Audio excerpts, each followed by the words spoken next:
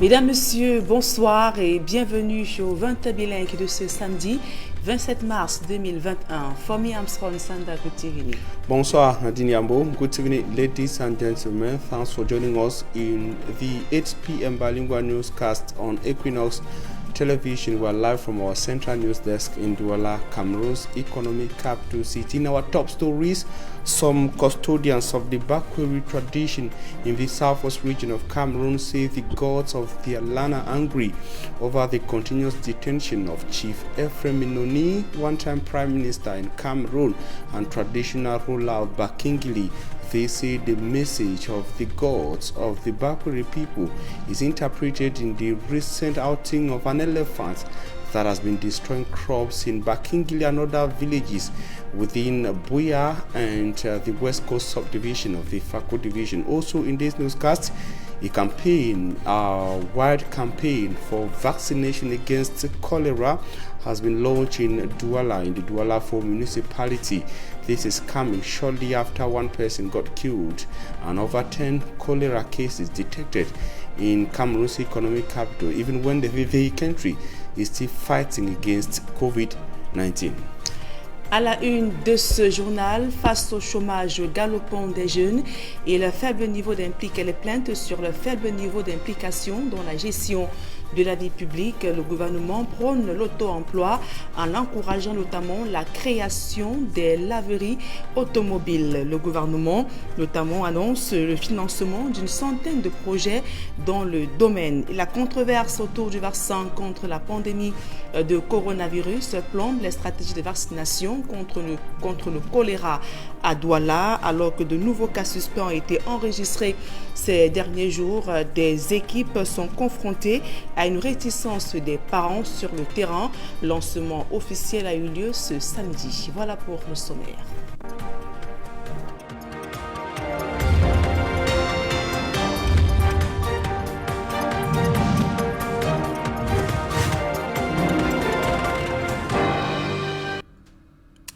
Mesdames, Messieurs, une fois encore, bonsoir et merci d'honorer ce rendez-vous de l'information sur Equinox Télévision. Alors que de nombreux jeunes se plaignent de leur faible implication dans la gestion de la vie publique au Cameroun, le gouvernement prône l'auto-emploi, encourageant la création des laveries automobiles.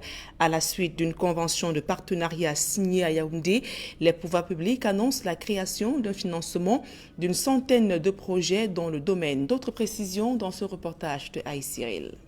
Selon des statistiques, 10,3% de jeunes de 15 à 24 ans sont au chômage. Et lorsque l'on remonte jusqu'à 34 ans, le taux de chômage est de 8,9%. Parmi les jeunes qui ont la chance de travailler, 70% sont en situation de sous-emploi, c'est-à-dire que leur travail n'est pas décent. Des chiffres qui montrent que la question du chômage des jeunes au Cameroun se pose avec acuité. Face à ce défi, le gouvernement opte pour l'auto-emploi, notamment dans le domaine des laveries automobiles, grâce au projet OWASH. Il s'agit en fait d'accompagner la dynamique d'auto-emploi des jeunes, mais surtout d'être outillés aux techniques de gestion, mais surtout de s'assurer qu'ils jettent les bases de la pérennité en fait de leur micro-entreprise. Le gouvernement encourage donc les jeunes à créer des laveries, mais pas telles que l'on voit de nos jours au bord de la route. Il s'agit de laveries automatiques beaucoup plus sophistiquées. Nous avons créé et nous fabriquons des machines de laverie auto. Donc c'est-à-dire quoi? Aujourd'hui au Cameroun, vous n'avez plus besoin, si vous voulez vous lancer dans l'entrepreneuriat, des car wash, d'aller loin un espace et les intempéries que nous avons coupure d'électricité, nous avons pallié à tout ce problème. Donc vous achetez votre kit au wash et les heures qui suivent, vous pouvez déjà commencer à rentabiliser. Sélectionnés au sein du plan triennal spécial jeunes, les 104 premiers projets qui bénéficieront d'un financement dans le cadre du programme OWASH ont d'ores et déjà été identifiés. Ils seront répartis dans les 10 régions du Cameroun. Le MINIGEL, en collaboration avec le MINEFOP et le MINMESA, envisage dans le cadre de ce plan triennal spécial jeunes installer pour une première phase pilote 104 jeunes immédiatement à travers des laveries mobiles au WASH dans les 10 chefs-lieux de région et les 58 chefs-lieux de département. Dans cette perspective, nous avons estimé qu'il y aurait immédiatement 312 emplois créés, évidemment les conditions de travail de ces jeunes ayant opté pour ce métier de laveur mobile innovant amélioré. La signature de la convention de partenariat entre l'État du Cameroun et la société OH Salut, initiatrice du projet, a eu lieu à Yaoundé. Le ministre des Petites et Moyennes Entreprises, de l'Économie sociale et de l'Artisanat, le ministre de l'Emploi et de la Formation professionnelle, ainsi que le ministre de la Jeunesse et de l'Éducation civique ont signé pour le compte du gouvernement. Et toujours en économie, dans l'optique de réduire les importations qui pèsent lourd sur la balance commerciale du Cameroun, un financement de 65 milliards de francs CFA pour le développement des chaînes de valeur dans les filières porcines et bovines est annoncé. C'est l'objectif que poursuit le projet de développement des chaînes de valeur de l'élevage et de la pisciculture qui vient de tenir son tout premier comité de pilotage à Yaoundé. Le reportage de Marcelin Gansop. Selon les données publiées en avril 2020 par le ministère de l'Élevage, le Cameroun a importé au cours de l'année 2019 un peu plus de 185 000 tonnes de poissons. Si ces importations ont baissé en 2020 du fait de la pandémie de la Covid-19, il y a que les chiffres restent préoccupants et impactent notre balance commerciale. Le défi suprême aujourd'hui est d'accroître la production locale afin de réduire significativement ces importations. C'est l'une des missions assignées au projet de développement des chaînes de valeur de l'élevage et de la pisciculture. Nous avons fait appel à un partenaire clé qui est le Centre mondial de l'aquaculture et l'IRAD qui vont travailler sur les ressources génétiques qui pourront avoir une croissance rapide et améliorer la production aquacole de notre pays et réduire les importations du poisson. Il en est de même de la production porcine. Nous allons importer des géniteurs de très grande qualité, les multiplier et distribuer aux producteurs. Financé à hauteur de 105 milliards, dont 55 milliards par la Banque africaine de développement. Le projet qui vient de tenir son premier comité de pilotage ambitionne de relever la production nationale dans les filières porcines, bovines et piscicoles. Nous allons construire 21 centres d'insémination artificielle à travers le pays et produire près de 15 millions de doses de semences qui vont être injectées et diffusées au niveau de l'ensemble des producteurs nationaux. Pour qu'on n'ait plus des animaux qui font un veau tous les 2-3 ans, mais des animaux qui font un veau tous les ans et qui, après 2 ans, peuvent déjà entrer en boucherie ou bien entrer en reproduction pour les femelles. En dehors des quantités, l'accent sera également mis sur la qualité des productions. Il ne suffit pas seulement de produire, mais il faut assurer la qualité sanitaire, la qualité hygiénique des produits. Et c'est pour cela que la plupart des partenaires vont intervenir dans les aspects sanitaires, dans les aspects des normes de la qualité. Pour ma part, je mettrai tout en œuvre pour que le projet de développement des chaînes de valeur et de pisciculture soit un succès palpable pour tous les acteurs concernés, en particulier et pour le Cameroun en général. Étalé sur 5 ans, le projet logé au ministère de l'Élevage va contribuer à l'amélioration de la sécurité alimentaire et nutritionnelle, mais également à la réduction de la pauvreté à travers la création des emplois ainsi que l'augmentation des revenus des ménages. Et rendons-nous à présent dans la région de l'extrême nord Cameroun. Ils sont nombreux, ces enfants orphelins dont les parents ont trouvé la mort durant les exactions du groupe Boko Haram ou encore en donnant la vie. Et la plupart vivent dans des camps de fortune, dans des conditions extrêmement difficiles. Le reportage de Xavier Foucault, Amadou Daïro. Selon l'enquête démographique de santé 2011, au Cameroun, le ratio de mortalité maternelle est de 782 décès pour 100 000 naissances vivantes. Des chiffres encore plus élevés dans certaines zones comme à l'extrême nord du pays où il y a une forte inégalité dans l'accès aux services de santé.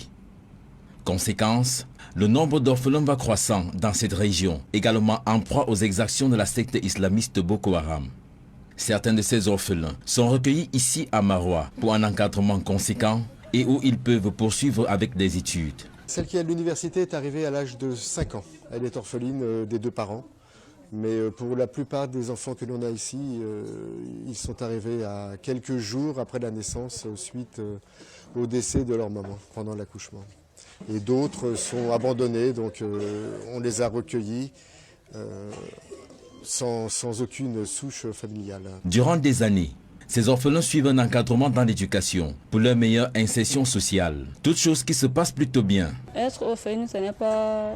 On ne naît pas avec, mais on devient. Et comme un simple message que je pourrais donner, il faut toujours avoir espoir. Et avec l'encadreur de nos parents, il y a d'abord la socialisation des uns qui nous donnent des conseils. Et les autres personnes qui n'ont pas eu la chance d'être comme moi, je leur demande d'être respectueux et d'aller de l'avant aussi, comme moi je le fais. Durant une visite dans cet orphelinat, les femmes dynamiques de Maroua ont non seulement apporté des dons en soutien à tout le travail qui est fait ici depuis des années, mais elles ont également tenu à prodiguer des conseils à ces jeunes filles. J'aimerais bien donner conseil aux filles, aux jeunes filles. Il faut qu'elles continuent les études.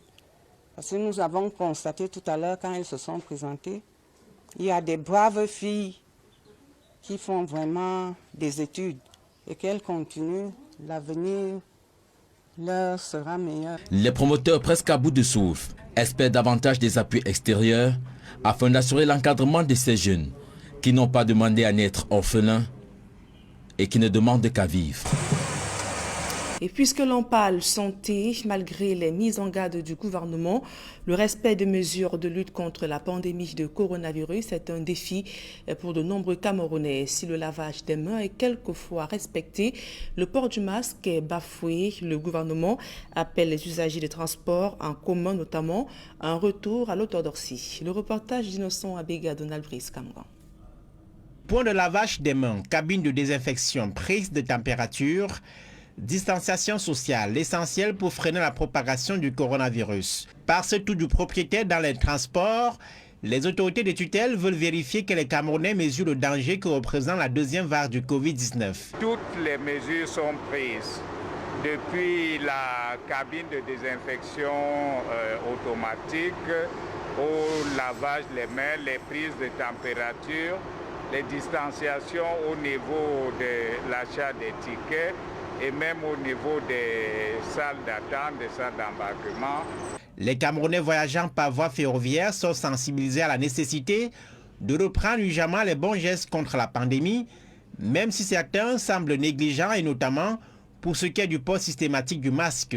C'est vraiment la difficulté, je l'avoue, que nous avons aujourd'hui, et qui est liée un peu à la, on va dire quoi, c'est plus ou moins la mentalité que les Camerounais ont aujourd'hui vis-à-vis de la pandémie. Il n'est pas question de transiger sur l'application des mesures obligatoires de lutte contre le coronavirus. Il faut amener tous les voyageurs à arborer leur masque pour se protéger et protéger leur entourage. Seulement, il y a des résistances au niveau de certains passagers qui, une fois dans le train, tendent à baisser la garde en enlevant le masque. Mais il est question pour nous d'attirer l'attention de tout le monde par rapport à la dangerosité de la résurgence de la pandémie. La vigilance de tous les instants, c'est le message que les autorités transmettent aux acteurs des transports dans le littoral au moment où le relâchement des mesures barrières a fait exploser le nombre de contaminations au coronavirus. Et plusieurs jours après la détection des cas de choléra dans la ville de Douala, une campagne de vaccination est en cours. Des équipes du ministère de la Santé publique sur le terrain sont confrontées à une réticence des parents à faire vacciner leurs enfants en raison de la controverse autour du vaccin contre le coronavirus. Illustration à Bonassama, dans le 4e arrondissement, où a lieu ce jour le lancement officiel de la campagne de vaccination contre le choléra. Le reportage de Robert Mokoubé et Cédric Ding. Lancement officiel de la campagne de vaccination contre le choléra dans la ville de Douala. L'hôpital de district de Bonassama, dans le 4e arrondissement, a fait office de starting block pour les équipes afin de prendre de vitesse la contagion. Ici, un seul mot d'ordre. Je recommande, n'est-ce pas, aux parents de faire vacciner les enfants, d'accueillir favorablement les équipes de vaccination tout comme je l'ai fait ce matin. Le vaccin, il est efficace, il marche, il est sûr. Vous nous avez vu prendre le vaccin et nous recommandons aux populations de prendre la deuxième dose parce que pour avoir une protection optimale, donc jusqu'à 5 ans, c'est bien d'avoir les 2 doses. Quartier Mabanda, toujours dans le 4e arrondissement, cette partie de la ville a été fichée comme potentiel foyer de contamination avec plusieurs cas suspects détectés. Ici, l'insalubrité règne en maître. Les équipes auront donc fort à faire pour couvrir les 32 km² de superficie de Douala 4e. Une fois sur place, le chef de quartier se prête au jeu pour convaincre les habitants de sa localité. Donc la population de Mabanda avec son chef, le chef vous montre sa dose de vaccin.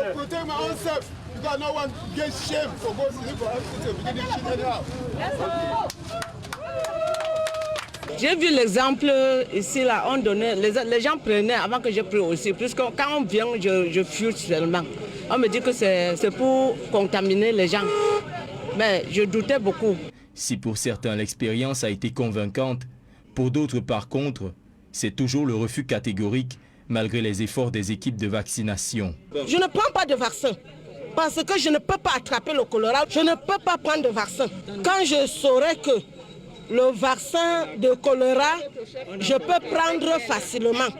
J'irai moi-même payer le vaccin et je prendrai. Cependant, pas de quoi démonter le moral des équipes de terrain qui restent à pied d'œuvre. La campagne s'étendra du 25 au 30 mars prochain, avec pour cible toute personne âgée de plus d'1 an. Et pour refermer ce chapitre santé de ce journal, signalons que chaque jour, 3 enfants meurent des suites de cancer dans le monde, le plus grand nombre de décès enregistrés dans les pays en voie de développement. Ces chiffres sont de la Société camerounaise d'oncologie et pédiatrie. Réunis à Yaoundé, des médecins se donnent dans 2 ans pour lever le tabou autour du cancer de l'enfant. Suivons ce reportage de Aïe Cyril. Nous y reviendrons dans nos prochaines éditions d'informations sur Equinox Télévision. La lutte contre les changements climatiques et la pollution de l'environnement préoccupe des jeunes artistes camerounais. Réunis à Douala, ils ont dévoilé une série d'actions en vue de limiter la réduction des émissions de gaz à effet de serre ainsi que les ordures ménagères qui polluent donc l'environnement. D'autres précisions dans ce reportage de Kediara.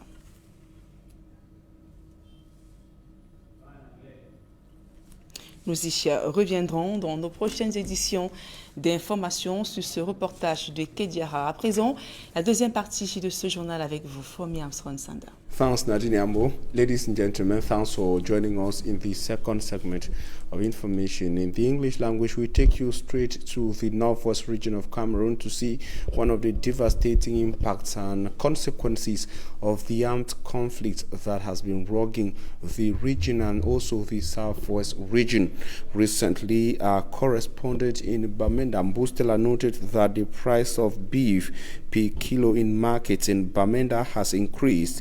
The correspondent visited the cattle market in Bamenda to understand better, and the cattle dealers say they are having difficulties getting to cattle markets in interior parts of the region because of consistent and constant attacks from armed individuals, her report.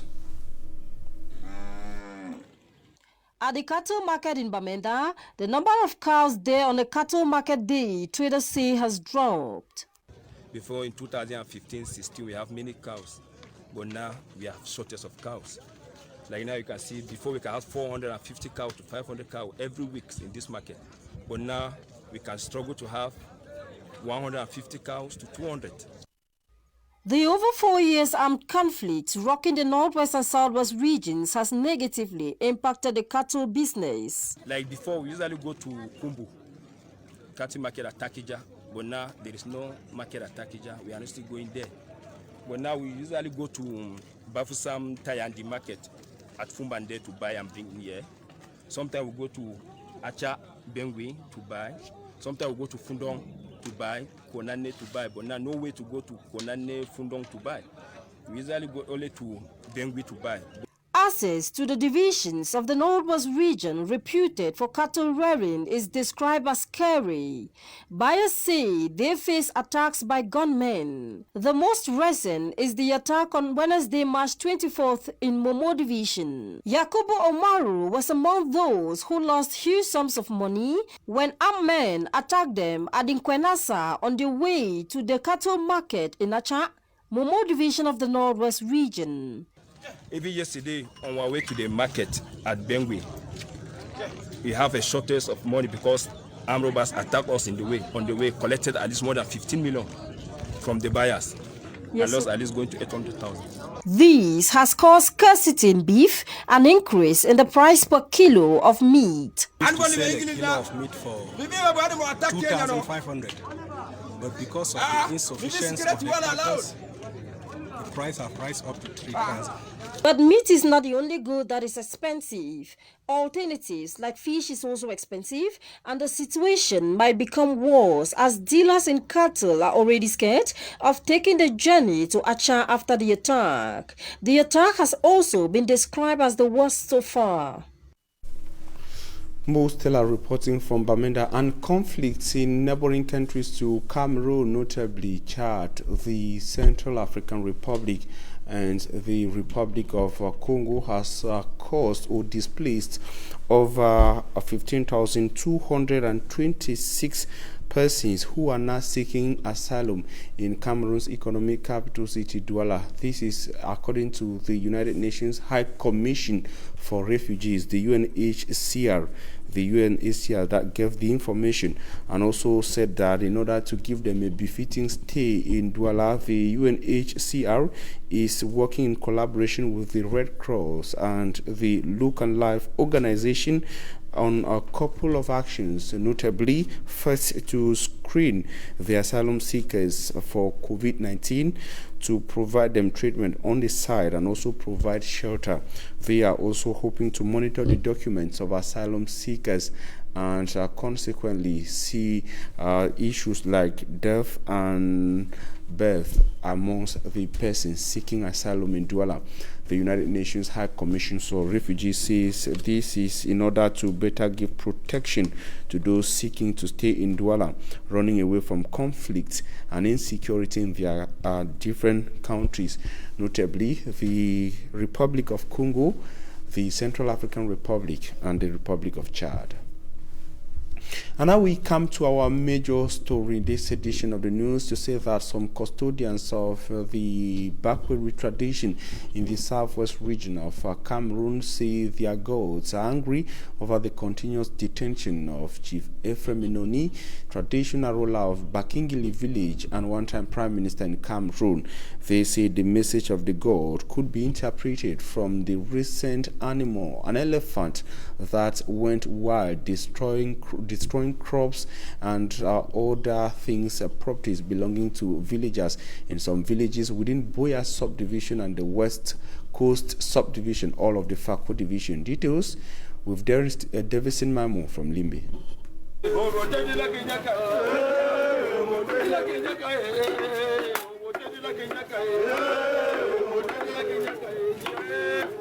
Culture and tradition is undoubtedly the true identity of a people.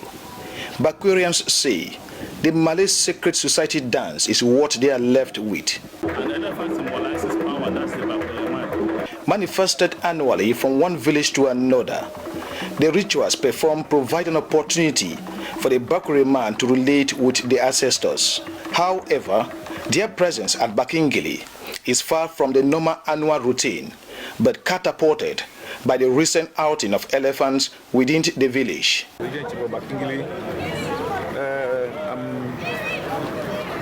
I'm doing this traditional dance to appease the elephant which has come in our area doing destruction. The government has tried its own, so we say no, it's not enough. Let's also do this tradition to call other villages to come and assist us so that this elephant can go back. The destruction of crops and attacks on farmers by the elephant, some opine, signifies the gods are angry. They are angry because of the present situation that is going on. Whenever an elephant comes, it's an information that the ancestors are sending to us. It's a symbol, it's spiritual, it's not ordinary. So much so that we understand the message. It has overdue since Malay rituals was last performed in this village. It has been long since the Malay cult communion in the last time we organized the elephant dance for almost 11 years. Not leaving out the long absence of Chief Indoni Ephraim of Bakingili, an influential Malay member. You must remember that the chief of this village, His Excellency Indoni Ephraim, is also a member of the Malay group, and he's somebody who has been very instrumental in the development of the Malay dance. Chief Ephraim Indoni was one of the strongest members in Malay. If Chief Indoni is not in this village, physically, he's here spiritually. With the belief top Malay members all have elephant totem. My own is with me, and I know where it is. Anybody knows where his own elephant is. Their presence is to appease the elephant, believing after the manifestation and rituals performed in accordance with the Bakure customs, the elephant shall freely move far into the forest. We consulted our ancestors that we should do this traditional dance to appease the elephant. So whatever thing is happening here, they should know. We have come to make sure that everything goes back to normal. From Bukova, Boasa, Bukwango, Bojongo, Bumbuku, just to mention by these few, some of the groups made a stopover at the palace of Bobende village in Limbe 2 subdivision, announcing their presence to Chief Daniel Ndive Woka I, who is equally an important member of the Malay sect. The vaccination campaign against cholera has been officially launched in Douala, Cameroon's economic capital city, but not without challenges. Many city dwellers are still skeptical on the vaccination or on accepting the vaccines. They think it is a way by top officials to give COVID-19 vaccines. This move comes as a result of a recent upsurge in cholera cases that saw one person killed already. Recently, report had it that at least 10 cholera cases were detected in Douala. Charles Ekome tells us more in the following report.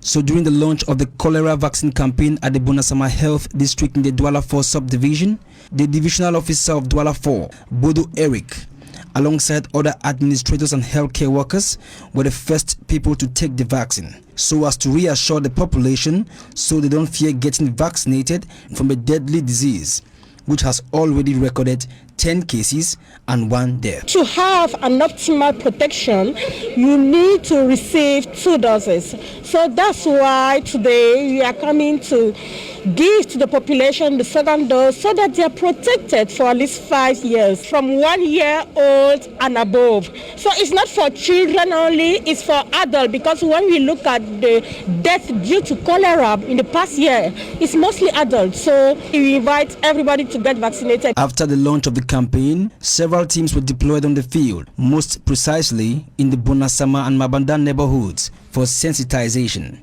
These neighborhoods in the Douala 4 subdivision are said to be the most affected by cholera, reason why they were the focal points of this exercise. People are dying. Last year, 1,800 people were affected by the cholera. Almost more than 100 died because of cholera.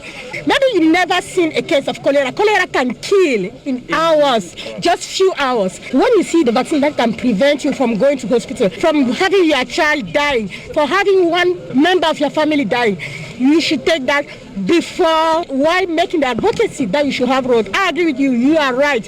We need road, we need drinking water, but in the meanwhile, we cannot let the population die. That's an interim solution while we are looking for long-term solutions. Despite the hard work put in place by the teams during sensitization, stiff resistance by some inhabitants in the neighborhoods were recorded. We don't take medicine for cholera away. Place dirty, look at all side dirty. Don't I bring John medicine say we take another waiting? No, na fix the road. I will not still take it. They should fix the road. However, the exercise recorded more success than failures, with so many people heeding to the advice of medical experts by taking the vaccine. Still in health, as the fight against COVID-19 is intensified at the top in Cameroon, at the local levels, officials are denying responsibility to trying to shift responsibility in the southwest region of Cameroon. The management response team against COVID-19 in the region say there are no test kits, and the mayors of the southwest region say they do not have money to launch sensitization campaigns against COVID-19 in the region. And the Southwest Regional Delegates of Decentralization, after listening to the mayor, say they are not honest, indicating that money was sent to them. Derek Jato tells us more in these interesting reports from the Southwest region. How equipped is the Southwest region to fight and protect her population against COVID-19? We cannot test because we do not have the kits. Which means that a region of plus 1.8 million people is exposed and vulnerable. And it is also disturbing that even the few tested and confirmed positive cases are instead sent back into the community. Right now, we've tested, they are positive, they are out in the community. Nobody stays at home. They are out there infecting other people. And Bernardo Kaliabilai, governor of the Southwest region, in an evaluation meeting with his collaborators Tuesday, March 23, 2021, revealed that intensify the prevention campaign seemed to be the last resort. But his local collaborators, especially the mayors, told him that the means are not even available for the sensitization campaigns against COVID. These councils, I want to testify, do not have the means as at now to cater for this wave of COVID that is coming in. But the Southwest Regional Delegate of Decentralization and Local Development briefed Governor Bernardo Kaliabilai that some funds were made available to all the councils in the region to fight the pandemic by his ministry. Nimbever made available some funds to the councils, and the Minister of Health also did the same. But to the best of my knowledge, from the information that I gathered from the city, very few councils, very few mayors have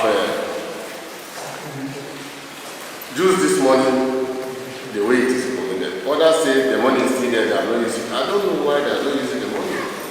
But it was surprising that city councils like that of Limbe and Komba were sidelined.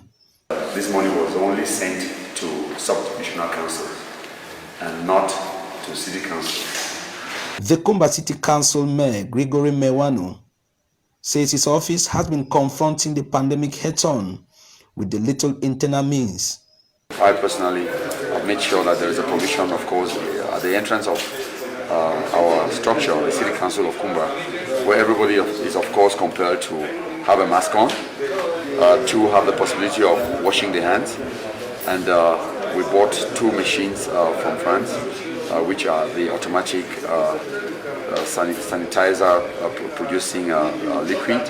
In the market, of course, in Kumba, we make sure we're getting there to sensitize the people.